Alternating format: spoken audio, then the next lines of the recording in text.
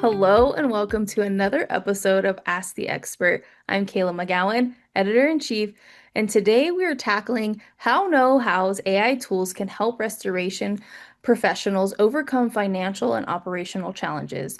If you haven't guessed it, my special guest is KnowHow CEO Leighton Healey.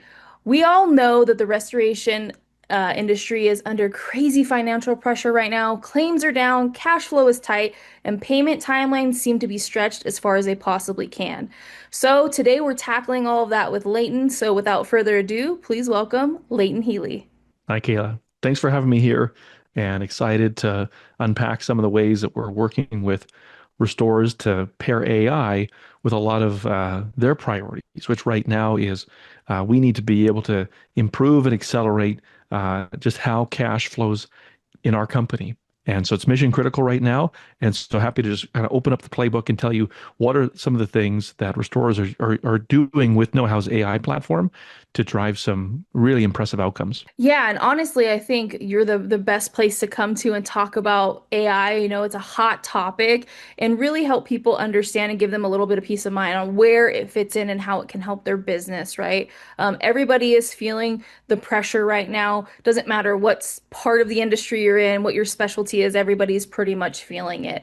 So, how can KnowHow's AI tools help restorers get paid faster and improve their cash flow in the face of stretched payment timelines? So there's four ways, there's many, but I'll highlight four different ways that restorers are using KnowHow's AI capabilities to be able to get paid faster. So one of the first things is that when you want to get a customer to be able to pay you faster, the first place to start is with the expectations that you set. One of the things that KnowHow that is very popular is you can establish, let's call it any clear service process. So a clear, it could be how we do a category two water loss or how we, handle a claim for a all-state client. And with a couple clicks, you can have KnowHow produce that process. And then with another click, you can share it in a version that doesn't require the customer to have the app, have access, have a password, nothing. You can just text it to them and it walks them through all the steps that are involved in putting their home back to normal. And that can be in different languages. But the customer who for this is the first time this has ever happened to them, they don't know how this goes. And so your ability before you're even cruise, before your cruise show, before your equipment shows up, for them to get something either in their inbox, on their phone, and to be able to say, okay, this is what I need to do before they arrive.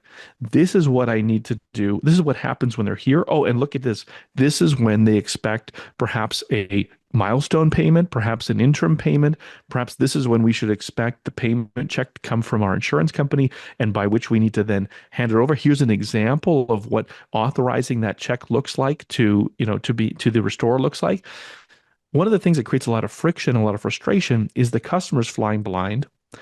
And then the job hits some turbulence. And so they feel like the contractor's flying blind, when in reality, for a contractor, it's just a normal day, a restoration contractor. So that's one of the first things. People use KnowHow's shareable processes to set the expectations with the customer ahead of time. The second thing is that when you want to be able to generate more capital in your company, well, the first thing is you need to be able to get new hires revenue producing faster. And so the way you do that with KnowHow is that we have all these generative tools where you can grab a template workflow, grab examples. Maybe you went to an event and they presented kind of an example of how to properly onboard someone and they've given you permission to use their materials. You can just dump it all in KnowHow. KnowHow converts it into just very elegant, personalized workflows for that worker.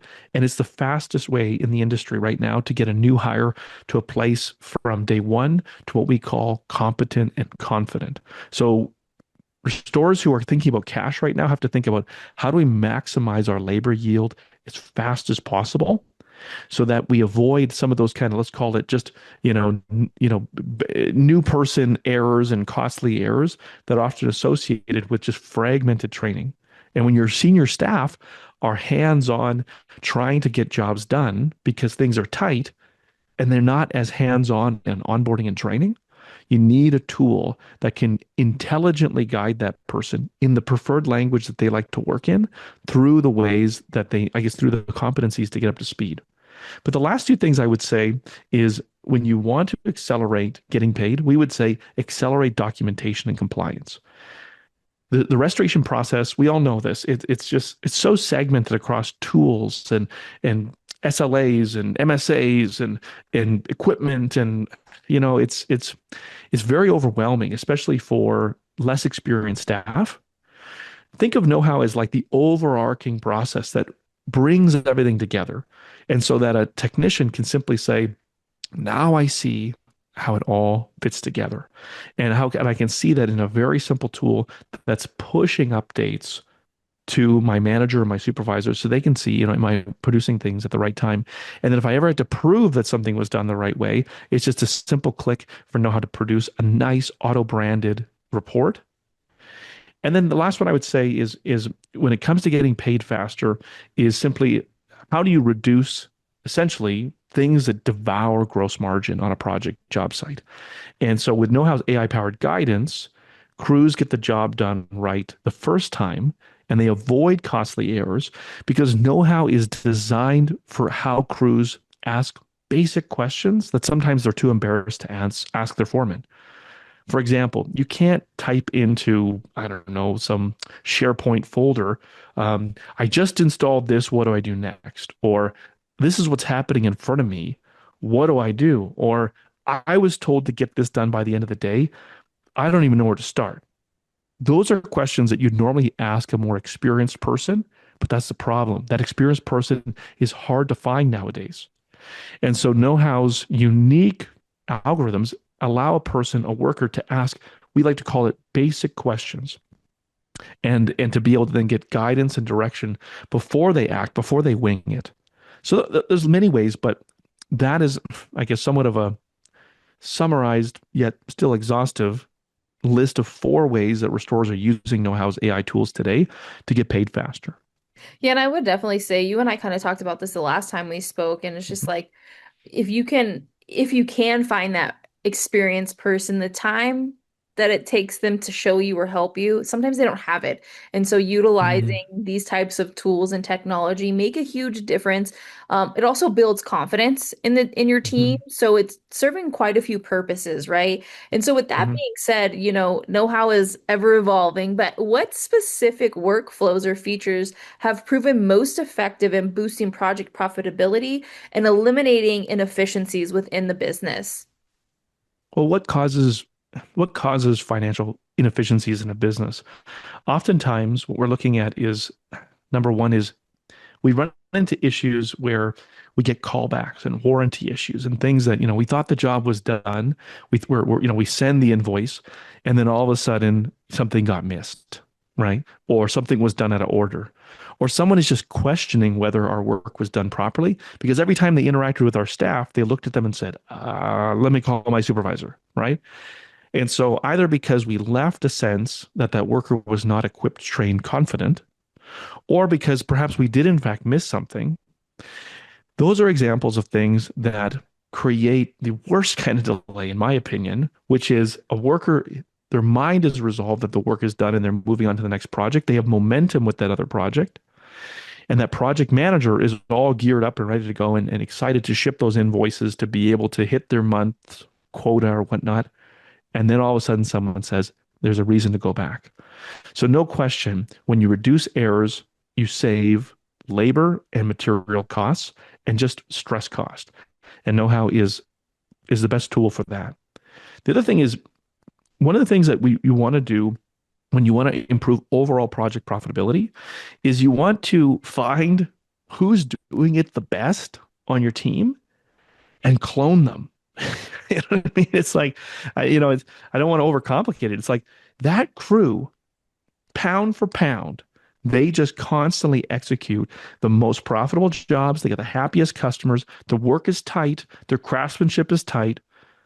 Well, the beauty of know-how's capture functionality is you could literally send the most inexperienced person onto that site with the most experienced crew and just have them point your private know-how app at them as they're just doing something. And it's building the playbook for you in real time. And so your best installer speaks Spanish, no problem.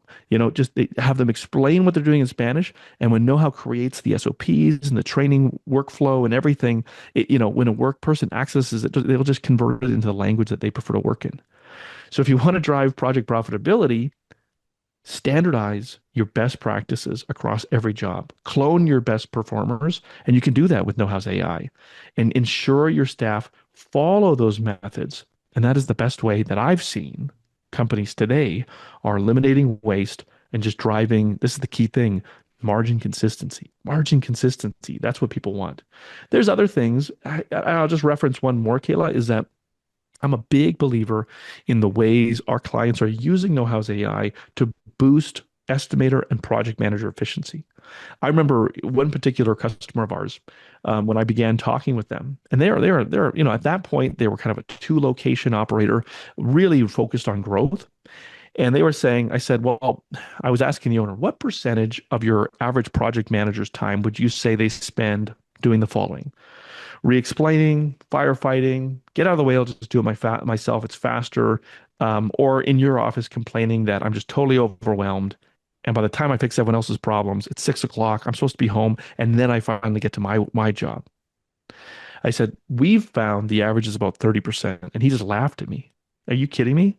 He said, I bet 70% of my average project manager's time is spent doing everything that you're describing. When he started with KnowHow, their average dollar under management was about $650,000 per project manager. Fast forward to today, they have 8 locations, and their average project manager is doing a little under $2.5 million of total dollars under management. And a big part of that is because the project manager's job isn't to be this frequently asked question machine. And they don't have to be everywhere at once because staff can operate independently on their own according to company standard. And so, again, if you want to drive project profitability, standardize best practices using AI to basically clone the best methods of your best staff, minimize callbacks and warranty work by ensuring staff know the right way to do things right out of the gates. Part of that is establishing a culture of being process driven instead of key people dependent, and then ultimately improve the overall productivity and capacity of your project managers and estimators. And when we're not talking about do this over the span of 2 quarters. We're talking about, partner with KnowHow's team and put that in place in 2 weeks. So there's more I could say, but those are some very practical ways that companies are using our AI to improve project profitability. Yeah, and I would definitely say, the method of being able to basically point and shoot and create your SOPs also, to your point, alleviate a ton of back end work, right? I think we all kind of Yeah. dread writing SOPs, if you will. In fact, I know everybody dreads writing SOPs, but this is an efficient way to capture things quicker and put them into a written format, and it's searchable for your team. And we can't do that right now without the help of a tool like this, right? And that's Mhm. extremely important because we do know that we face a lot of turnover. And so being able to utilize our resources in a more timely fashion is actually really important, especially with times being slower and, cash flow is tight. We still have to train our team, and this is an Mhm. efficient and effective way to do so. And then, like you said, your clients, they came on with 2 locations, now they're at 8. That says a ton about the time that we're in and finding the right efficiencies in your or inefficiencies and utilizing know-how how to create them to be more efficient, right? So that's extremely important. With that being said, if inefficiencies are one thing, but what are some ways that know-how can help restorers uncover new revenue streams or service offerings using historical project data and client insights? Well, I think a person who feels like one particular service line just seems to be experiencing some kind of a choke in the hose, right? I think about my little boys having a water fight, and all of a sudden someone chases them with the hose, and you pull the trigger and just nothing comes out. And that's how a lot of sales teams feel right now in certain kind of standard mitigation or kind of particular like insurance derived work, is that they're doing the things they're used to, and you know what? But then there's just not, let's call it the sales pipeline or the volume coming out. and it's frustrating and it's very disheartening. So sometimes, not always, but sometimes introducing a new service line can breathe not only new life into your team and give your sales team something that's going to really get them excited, but sometimes, especially if it's underserved in your market, or in addition to that, I would say it's profitable. Ideally, it should be more profitable than your core services. Then it doesn't make, sometimes it makes sense to get into it. Naturally, as a business owner myself, anytime I'm thinking about diversifying my service line, I'm thinking, where am I going to get that competency, the know-how, so to speak, to graft that into my team? Well, traditionally, you would need to go and probably hire that knowledge into your business. But what we're seeing increasingly is companies are saying, you know what, rather than paying all these expensive, say, plumber referrals, why don't we think about how we can actually leverage KnowHow's broad template library, or just take a lot of these proven methodologies, dump them into KnowHow, allow KnowHow's generative AI tools to convert those into processes and playbooks? And how can we, in a sense, take a bit of a leap forward? How can we leap about a year of training? How can we bring someone in who's perhaps, someone who doesn't have decades of experience in that service line, maybe someone who is an up and comer, arm them, right? Arm them with an AI platform to be able to amplify their ability to get staff up to speed, and then ultimately be able to really closely guide staff on those new service lines.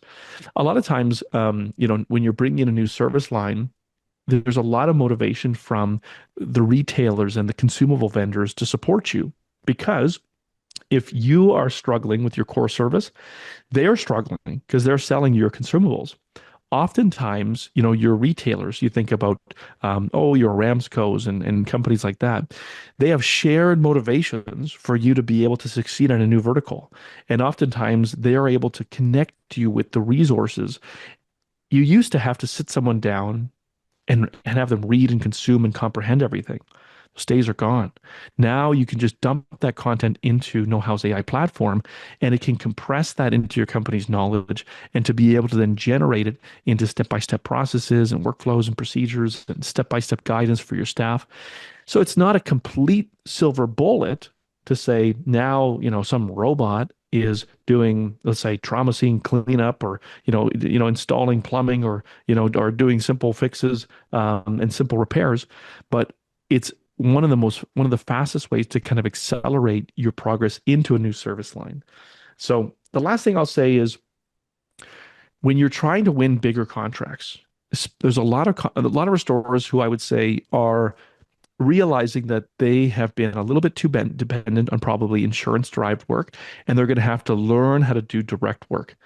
And one of the things that you're thinking about is, how do I demonstrate to these direct work clients, be they property managers, or be they other, let's call it, representatives of corporations or whatnot. How do I demonstrate that we are a dependable, reliable, competent service provider?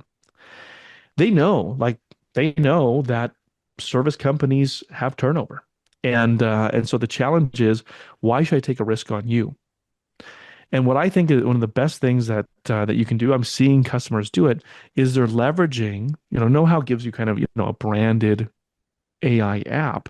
And so you can put this in front of them in a format that's branded to your organization, and to be able to say, of the core services that we like to provide, doesn't matter which of my staff are here, we have the ability to ensure that they have clear guidance in their language to be able to deliver this. And if you have kind of unique requirements, we can easily create customized processes, customized activity, customized workflows, and very easy for us to be able to ensure that our staff, regardless of what our staff levels look like at the time of your loss, that we can actually ensure that that work is done to something that's not moving. So maybe our staff experience some movement. We can ensure that the work gets done according to standard, and make sure that's anchored within our know-how hub. A nice benefit is that when it comes to them thinking about surveying the market to think about whether they want to choose a different contractor, their playbook lives and resides in your AI environment, And that makes it very sticky for them to remain your client because they know that anytime we move away from this customer or from this vendor, we're going to have to encourage that vendor to recreate their playbooks. So there's a lot of meat on that bone, but those are some things that we're seeing contractors do to use know-how to diversify the revenue mix. And I would definitely say to your point about customers when they're making a decision, they really want to understand what Hmm. kind of work and the value that is coming of it, right? And it's just refreshing to be able to see actual physical SOPs or just information, right? Or just the process in general. Like, this is how we do things from start to finish, and no matter who comes in here is going to do just that from start to finish, which is really key. Because customers do need to have peace of mind because honestly they're experiencing tight cash flow themselves in today's world, and so they're making decisions based off of their pocket and their peace of mind, you know. So I think giving that peace of mind to them does really make a difference, and they may pay an extra dollar or two to secure you as a business, right, Hmm. because of that peace of mind and that Hmm. sense of this company's going to do it right. They've shown me Hmm. the process and they have that trust built before you're even handling that work, right? So that's Oh, extremely yeah. important. Um, And to build on what you're saying, Kia, like just a quick allegory. Like I here recently, I was, I signed up to have someone come in and install something at my personal residence. And I took a little bit of a chance on this organization. I hadn't worked with them before. And so without really any notice, I just started hearing noise outside my property. So I went out and here's this young person with this big piece of equipment. And I said, "Hey, do I do I know who you are? Like oh, I'm with so and so, and I'm supposed to do this service." And here they have this massive drill with this 3 foot drill bit about to drive into the side of my house. And immediately I just said, "This guy has no idea what he's doing." So I asked him. I said, "Hey, just to confirm, have you ever done this before?" And he said, "Yeah, I've watched some guys do it." And I say, "Well, I would feel more comfortable if you could just kind of walk me through what you're about to do." Because on the other side of that wall where you're about to drive, where you're about to drill, there is a natural gas line. And so I would just like to, before you blow up my house, I'd just like to confirm what you're doing. And he said, "You know what? Like, I don't really have anything. I can kind of tell you what I'm doing." And I was like, "Okay, well, I have to depend on this individual's just verbal explanation, and I have to and so just the doubt began to just rise in me. And I wasn't trying to be a mean and nasty customer, but I said, "Look, I don't mean any disrespect, but you haven't given me anything to convince me that this work is going to be done to some type of standard. And so I'd actually like to cancel the project." And he said, "Well, what am I supposed to do?" Again, clearly, the company has not equipped him with any tool to simply say, "What do I do if the customer cancels their project?" Right? Very simple answer, know-how, right? And so he packed his gear and who knows, maybe when I had a coffee break, company would have been paying his wage. But he failed to convince me that he was competent, that he was trained, that he was equipped to be able to handle the task at hand. And I, as a customer, I got options, right? I got options. And so, yeah, I canceled the service and they said, "I'm sorry, we'll send out a more experienced crew." And I said, "Look, my time, like it's just a battle with my time. I got young kids. I got a busy career. You know what? Maybe circle back to this in a year." And it's just not a priority. And I just don't trust that your company will send out a competent technician. And I'm not willing to invest the time for you to prove me otherwise. And you might say, "Leighton, you're a real stickler customer." I'm a customer who's willing to pay a premium, right, to be able to get the job done right. And I think I'm not alone. And so, as companies are thinking about diversifying the revenue mix, they have to recognize that they're putting their teams into environments that are unclear. And when you're trying to establish confidence in that new customer, in that new revenue line, the worst thing that you can do is have a worker, a technician, or a staff member on the phone say, "I don't know," or "We don't know, we've never done this. We just started doing this." Because people will naturally, when they feel that they've been challenged, they will naturally look to defend themselves, right? "Well, it's not my fault." As opposed to if they've been trained with a simple tool that allows them to ask simple questions, say, "That's great. Let me just give you a moment here, blah, blah, blah, blah, blah," ask a simple question to their know-how environment. Again, it provides them with that answer and they can just provide it verbatim, restore that customer's confidence, get the project going again, and again, bring in those diversified dollars. Yeah, 100%. And I think the unique thing about us, we are consumers as well, even though we are in Yeah. the industry. So taking that experience and sharing that, that's what our customers are thinking, right? Hmm. So how do we make the right decisions, use Hmm. the right technology and tools, and also help our staff be our voice for us when we aren't in the field and they're the ones in the with the customer, face to face, and they're confidently answering questions. And the beautiful thing of this is even if it were another technician, they'd be able to answer it the same way with the same tool, right? And so even if they said, "Oh, maybe we want another technician from your company to come out," they ask the same question, they're going to receive the same answer, which then would provide an additional, piece of trust or peace of mind for the customer. So that's really cool to hear your view of things, your recent experience, and that could have been a sales pitch, Yeah. There you go. you could have There you had a go. sales Yeah. It pitch. wasn't a sale that they got, Yeah. but yeah, I just think that you know, it's so easy to overcomplicate things. Yeah. Like let's just make it simple. Sales reps in companies in restoration are really under pressure. They are naturally, to close deals, probably going to sharpen their pencils a little bit or do something to stand out or overpromise to get the job done.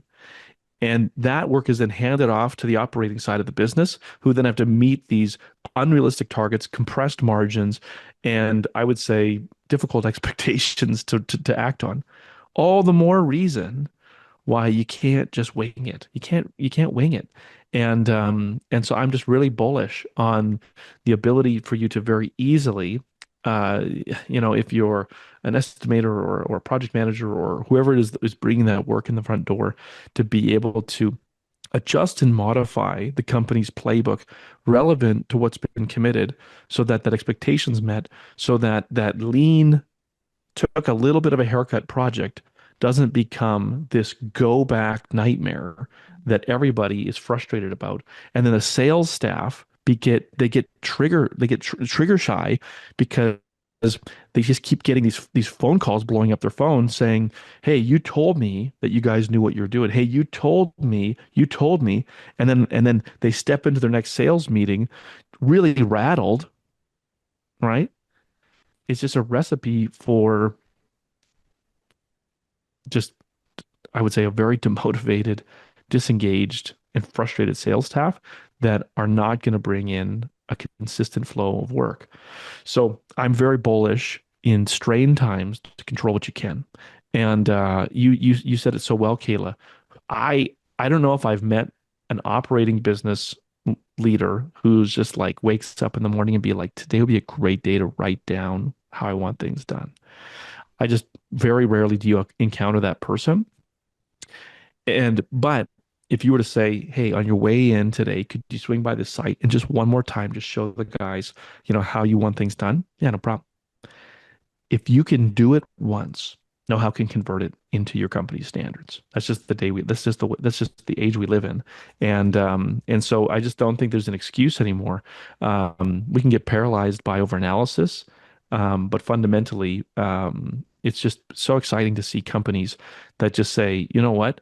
We're going to leverage AI through KnowHow's platform to be able to essentially make this shift almost overnight from this business that just depends on just these two or three people to be able to become a company that, frankly, we can operate consistently and competently on, frankly, people with less experience who don't carry the same wage level.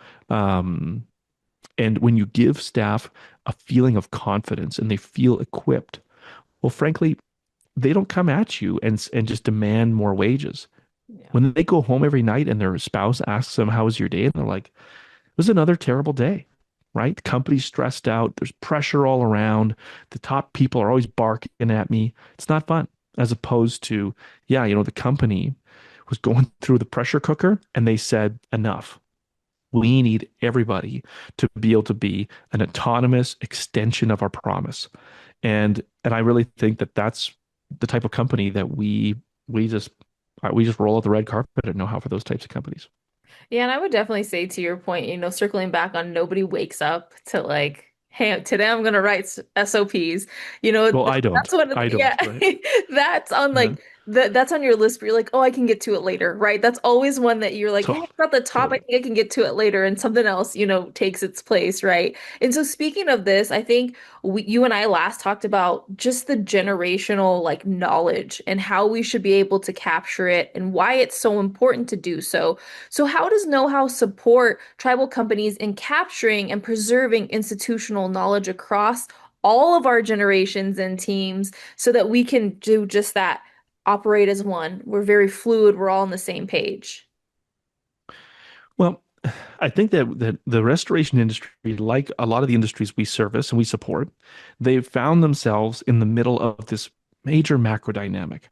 And so if you can allow me to play the role of an economist for just a slight moment, is that you have this essentially one demographic aspect, which is so many of the skilled individuals who help to really build this industry, refine it, hone it, those individuals with probably 15, 20, 30 years of experience. A lot of them are getting to a point in their career where they're thinking about transition. They're thinking about retirement.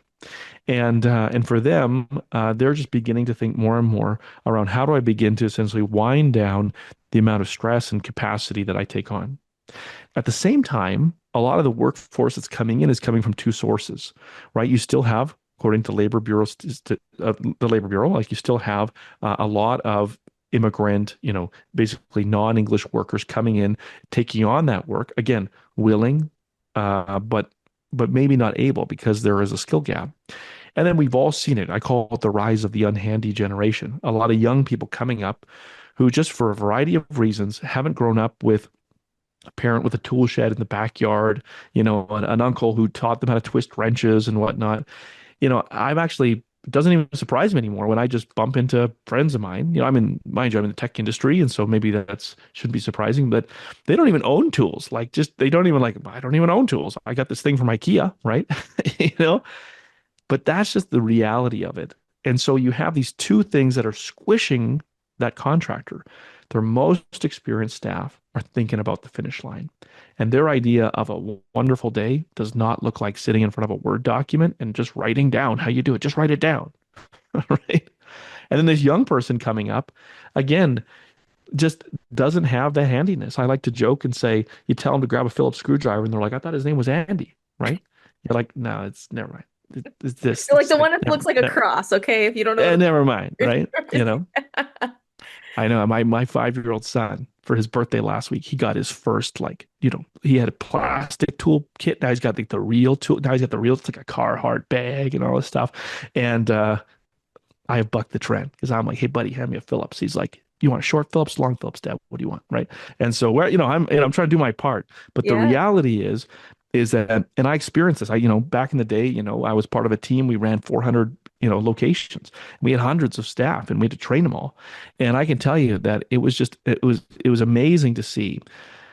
Um, I stopped counting the amount of times that I asked people to hand me a hammer and they didn't know what it was. I know it sounds crazy, Yeah. but that is just the reality. And so we know that the knowledge is leaving and we know that the people coming in are motivated, willing, able, and yet there's a need to be able to establish competency that's deeper than I would say we've experienced in the trades industries. So what do you do? Well, this is what we would suggest.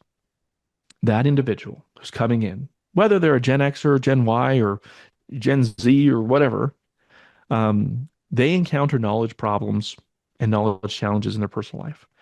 And know how we are just students of how do people solve complex task-based projects in their free time in uncompensated, unmonitored environments, because that is the path of least resistance. And so if you can align the way your company both captures its best practices and facilitates guidance, the way that people solve problems with technology in their free time, it is the path of least resistance. And so, what is that?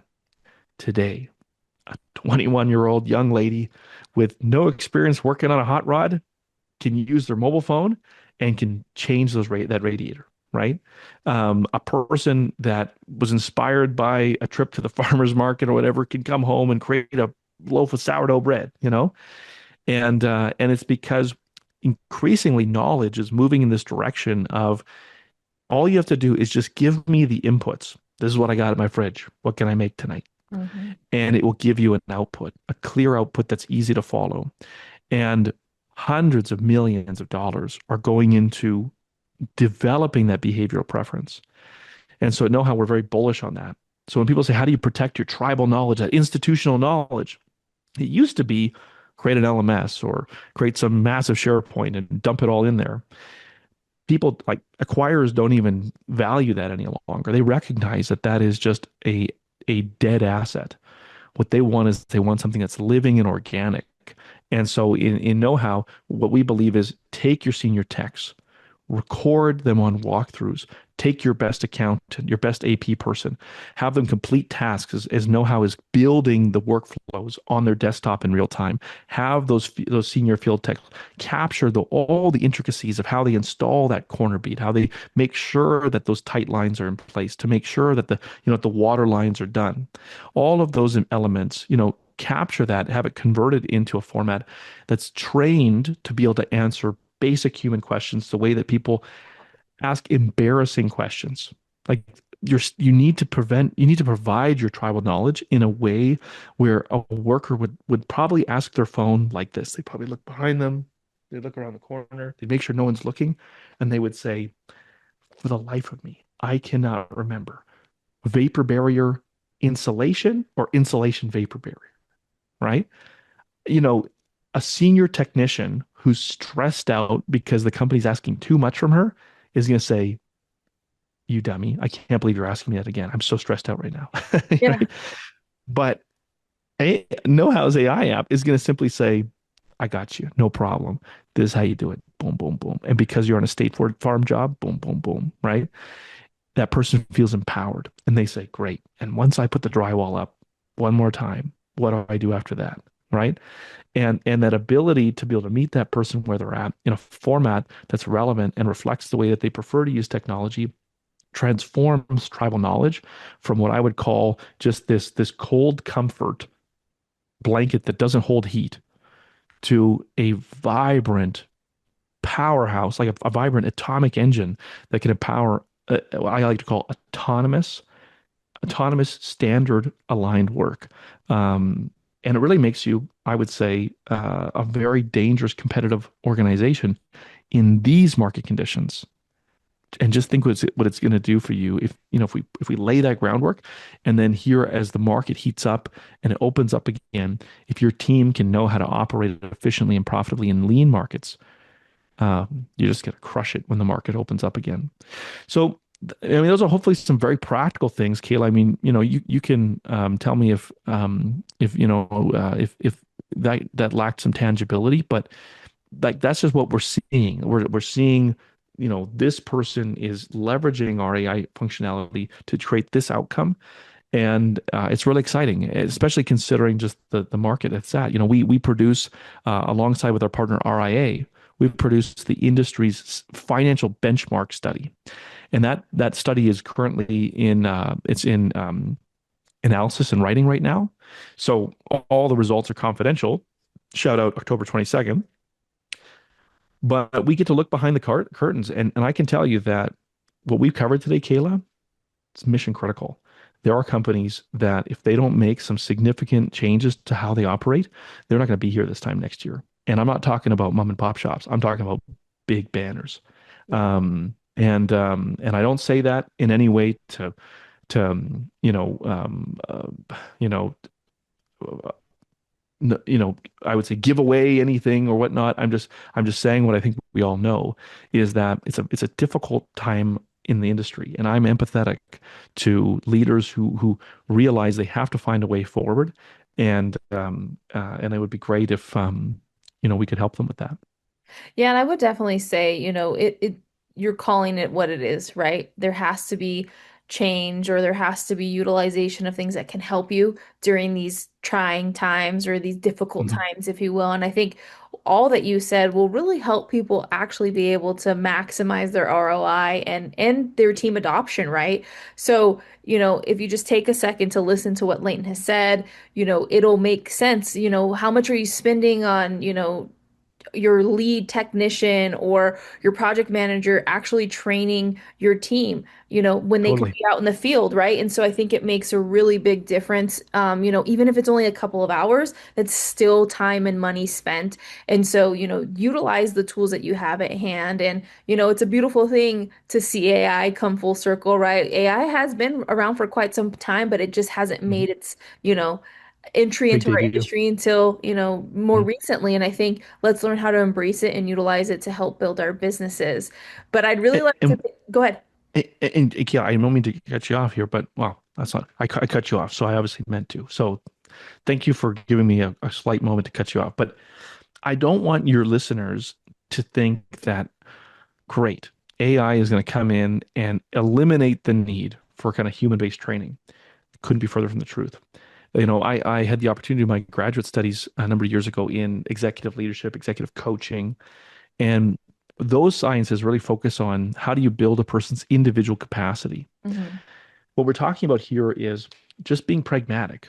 People today, for a lot of reasons, we just we just don't we just don't commit things to memory like we used to. Yeah.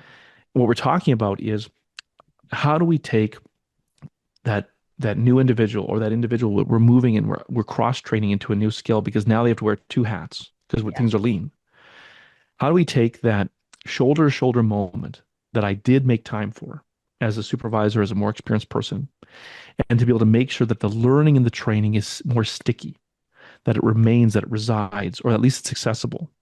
So, what does that look like?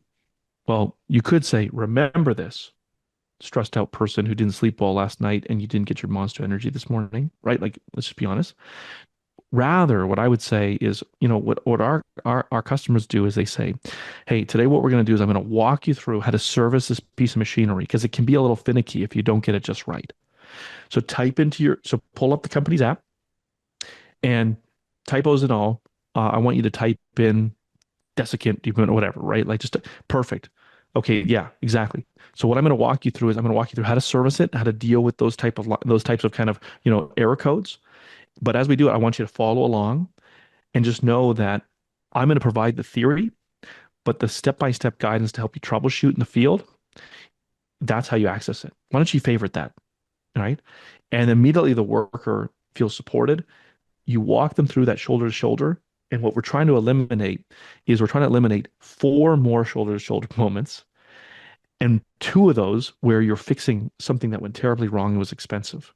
So it's really about creating a hybrid approach where you're transferring that knowledge in a very human way, but then you are making the worker well aware that there is a resource to guide them independently and to be able to help them solve the problem when you're not there. So it builds confidence, it helps them to strengthen that connection, builds trust. But ultimately, what we're after is we want to be able to maximize the labor yield of everyone who rocks your logo on their shirt.